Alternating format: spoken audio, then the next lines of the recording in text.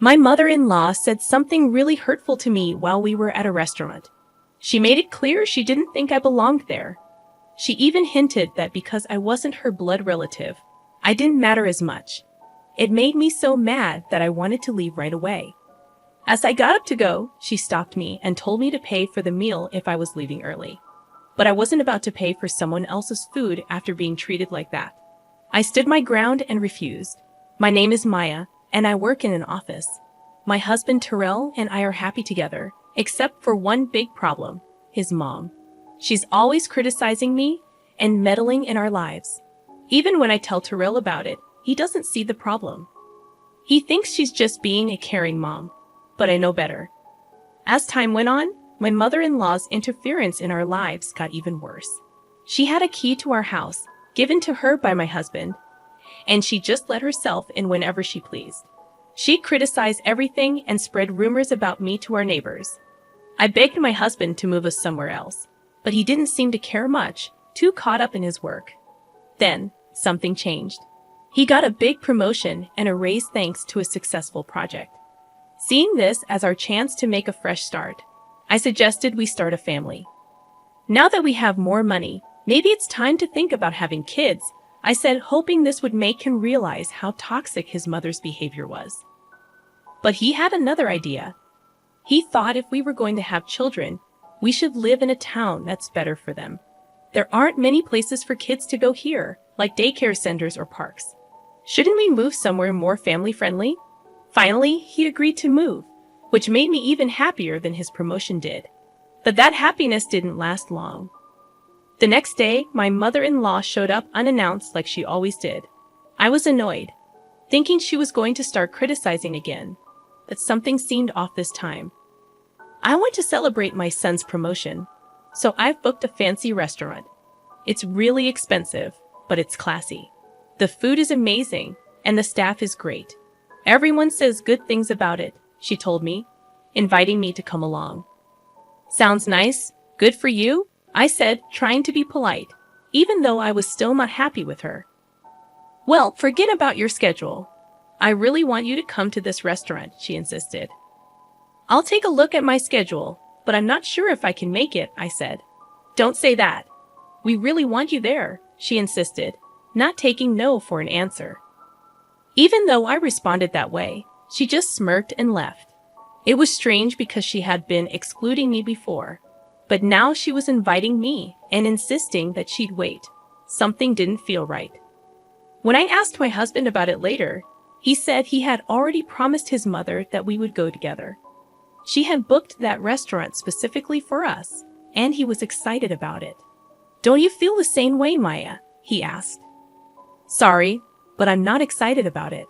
I'm worried about how much money we'll spend at such an expensive place. I really don't want to go. Just tell them I have something urgent and go enjoy yourself, I replied, feeling uneasy about the situation. Why are you being so negative?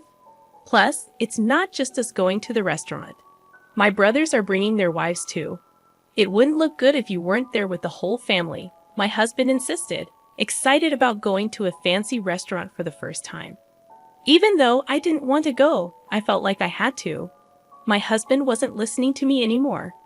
If he trusted my mother-in-law more than me, I decided to secretly record her behavior with a voice recorder I bought online.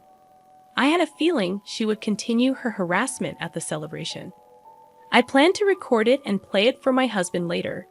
If he still didn't believe me, I was ready to consider divorce.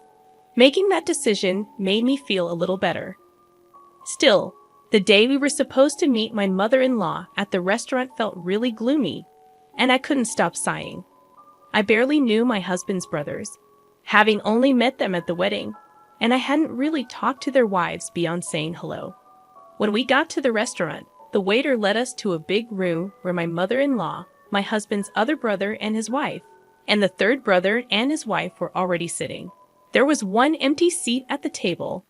My husband looked confused. Did the waiter make a mistake with the seats? He wondered out loud. I'll go ask. Everyone, go ahead and start eating, he said, leaving the room.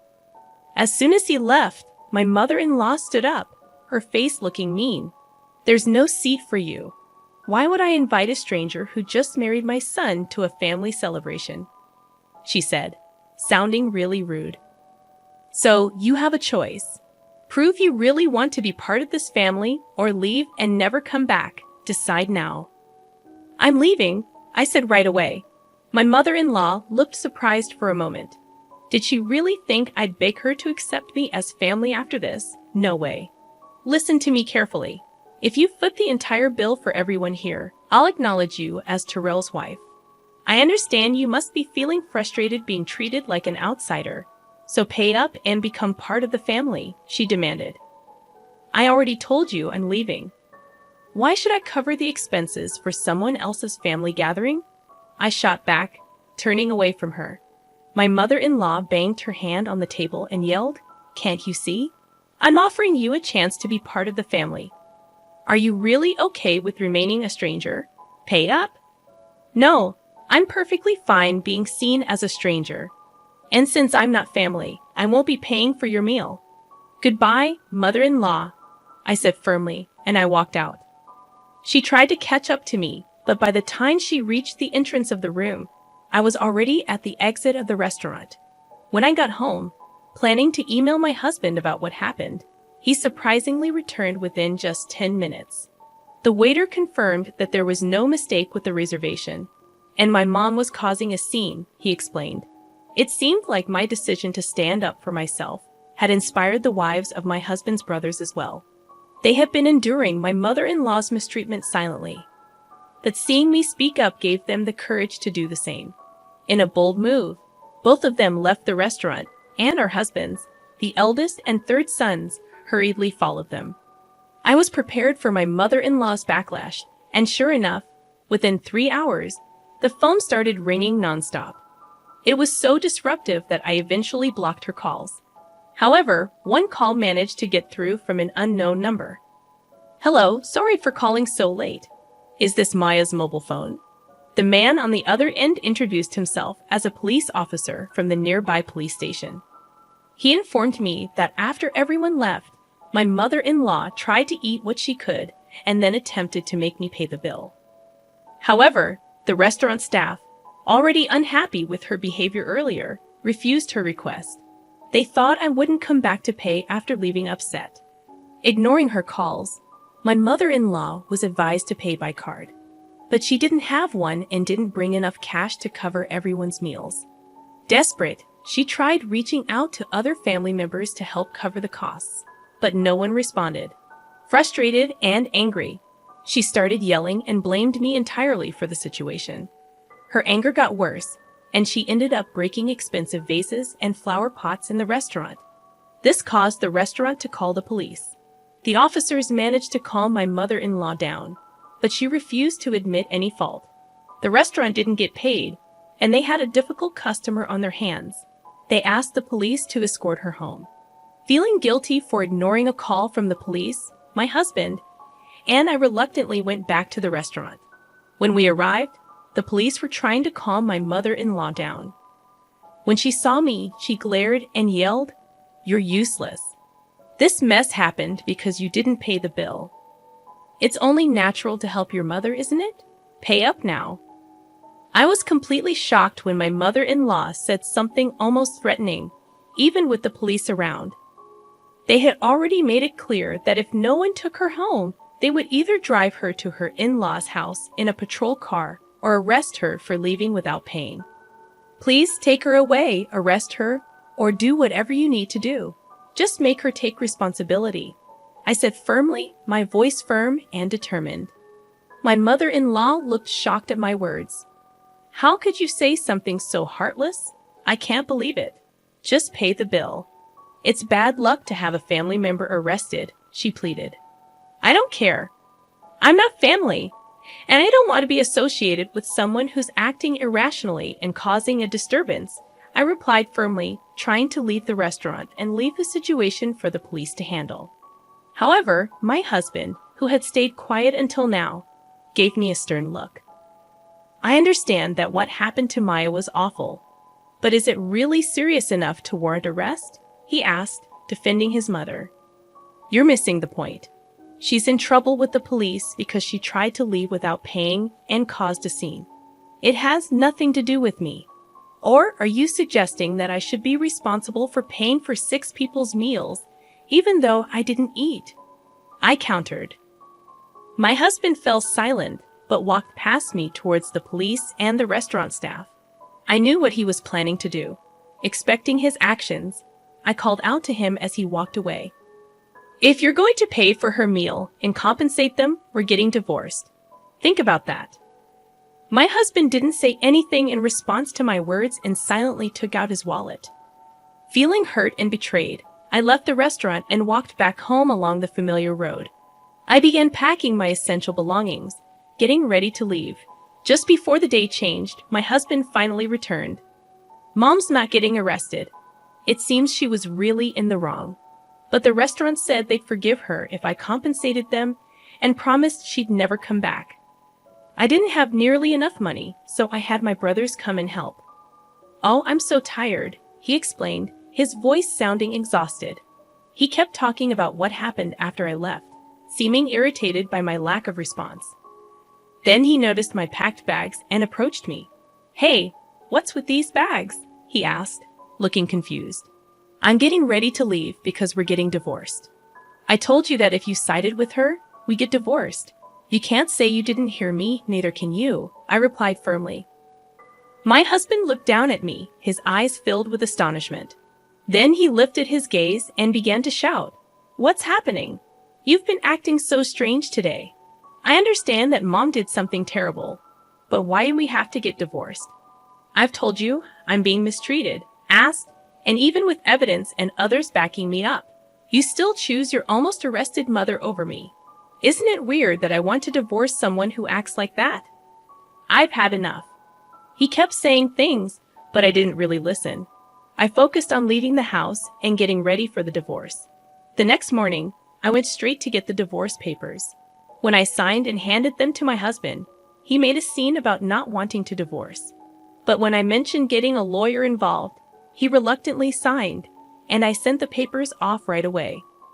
Finally, I was free to be on my own again. Later on, my husband moved out and went to live with his parents. Turns out, he relied on me a lot for housework, so he couldn't manage it alone. The house soon became a mess. Not liking the untidy environment, he ended the apartment lease and went back to his parents' house. In addition, the eldest and third sons experienced similar outcomes. On the day my husband called them to help with the compensation, they each had arguments with their wives. The wives refused to pay for something that was their mother's fault, but the brothers decided to use their savings to assist their mother without consulting their wives. This led to heated arguments and cooled feelings of love, resulting in discussions of divorce. Both brothers ended up returning to their parents' homes and refusing to do any housework. Ultimately, my mother-in-law and her 3 immature sons also moved back to their parents' house. This situation became a source of gossip among the neighbors, who spread rumors that the wives had abandoned all 3 brothers. Mother-in-law dismissed these rumors, defending her sons and blaming their wives for their troubles. Upon hearing the story, my husband nodded smugly, convinced that divorcing them was the right decision. However, my relationship with the neighbors remained good, and they didn't believe the rumors. They knew about my mother-in-law's unpleasant personality and kept their distance, quietly amused by her antics.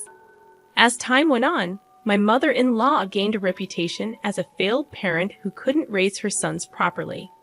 Meanwhile, my ex-husbands earned the label of mama's boys in the neighborhood for siding with their mother instead of standing up for their wives. Despite their persistent attempts to contact me, I changed all my contact details and moved to a new house.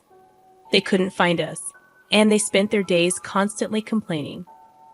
Since cutting ties with my mother-in-law and the others, my life has become much more enjoyable. Being free from the stress of dealing with her is a huge relief, and making new friends has been wonderful. During the divorce process, I bonded with the ex-wives of my ex-husband's brothers over our shared frustrations with my mother-in-law. Now, we often go out for meals and enjoy shopping together on weekends. I even find myself grateful to my ex-husband for introducing me to such wonderful friends. In 2 days, we're all planning to visit a new cafe. We can finally do what we want, and it feels incredibly liberating. I want to lead my own life without getting caught up in toxic relationships, and I'm genuinely thankful for the friendships I've found. I believe I would still be feeling lonely if it weren't for them. I'm truly grateful, and I hope these friendships last a lifetime.